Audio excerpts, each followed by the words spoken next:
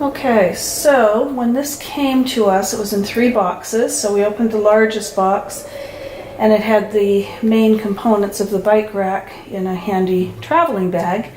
And then in this second box, looks like this must be the stand, because it talks about there being a stand, but lo and behold.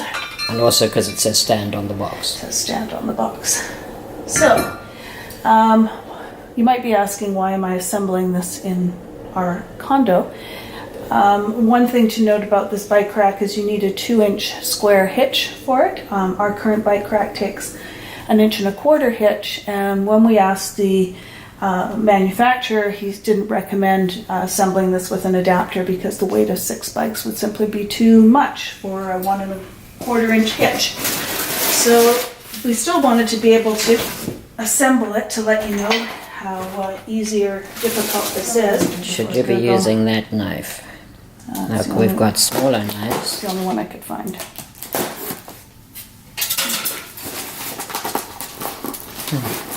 And in this box, God help us. Okay, I'm going to get you a safer knife. So we found some instructions. Instruction manual. There you This go. was inside the bag. So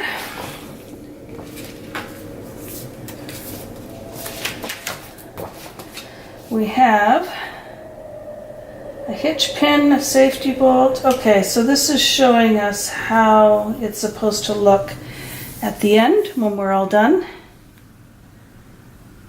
And the floor stand looks like this when it's all done. Okay. I think that thing you put on top is the optional extension. That's so an we don't optional need that. extension, so we will leave that. And we will find the 3. Yeah, better knife.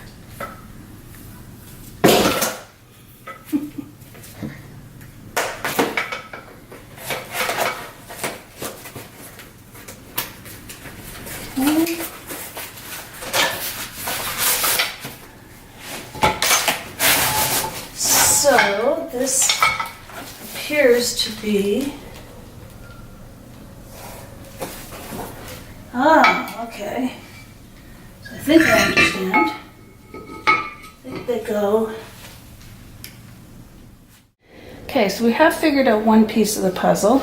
These little, I don't know what they're called. Anyway, what they do is you put them into the end, and these become the leveling legs for the stand. So there's one. Not sure why we have an extra one, but we'll worry about that later.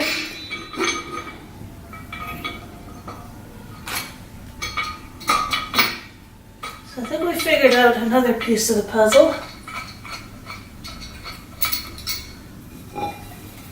What have you figured out? How to attach these stabilizing legs to the stand. Because there's a drilled hole at the end here.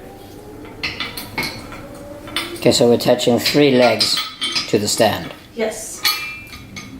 So this is the part that is going to go into the hitch on your car, and then the rest of it is going to mount from there. Now, because we're using a floor stand, you'll see, we're going to mount the bike rack right onto this, and we're not going to need this.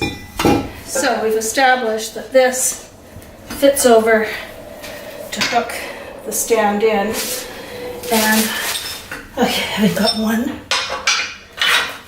Okay, and here is the next part. Just screw that in. This is the top.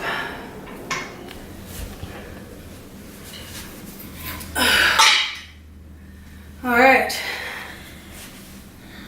now another pin for now. Okay, so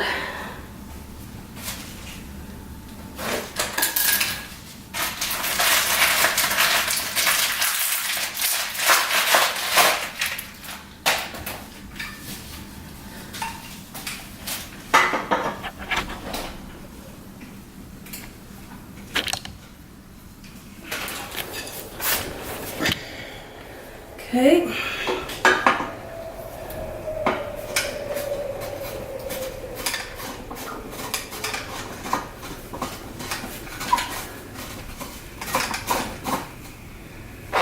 Okay, that's it.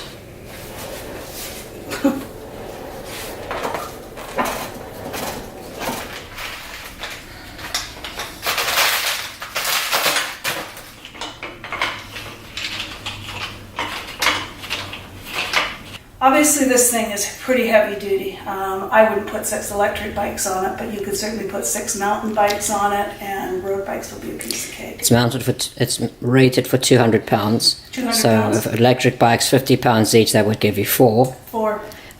Full suspension mountain bikes about 40 pounds each, so that's 5. Regular bikes definitely 5. Okay, well he's saying 6. I mean 6, sorry. That's because the average bike is about 25 pounds. So 20 if you account from 25 times 6 is You'll edit this down. 150 pounds. So yeah, you can take 6 regular bikes. 6 regular and electric bikes at 50 pounds each, you could definitely get 4 on. And if you just indicate the top there, the top bar is rubberized on the top. Yep, that's all rubberized to make sure that there's going to be no scratching or bending.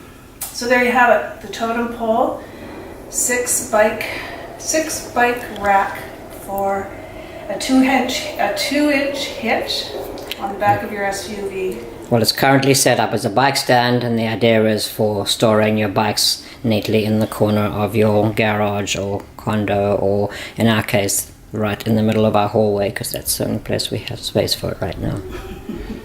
Anyway, really good construction, certainly heavy duty.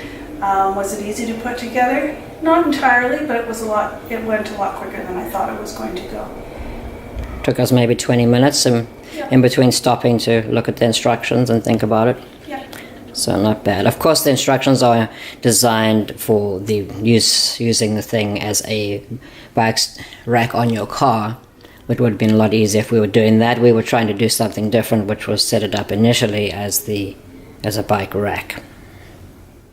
So, as you can see, we've got a bike on this now. Again, we've got a rubber curb here so that you're not going to damage the frame of your wheel. This is leaning against one of these sponges so that you're not going to have your bike clanking around next to the rack. And the bungees here attach. We've wrapped it around here and attached it back on so that the bike isn't wiggling around.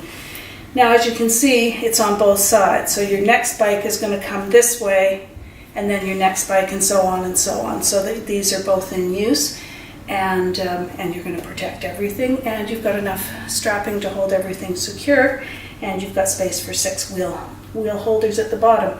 And again, depending on the size of bike that you're carrying, if you've got one smaller, you can infinitely adjust that bottom bracket anywhere along this, so you can fit it. So the back wheel there of the bike Yep. is strapped to that bottom rack. Correct.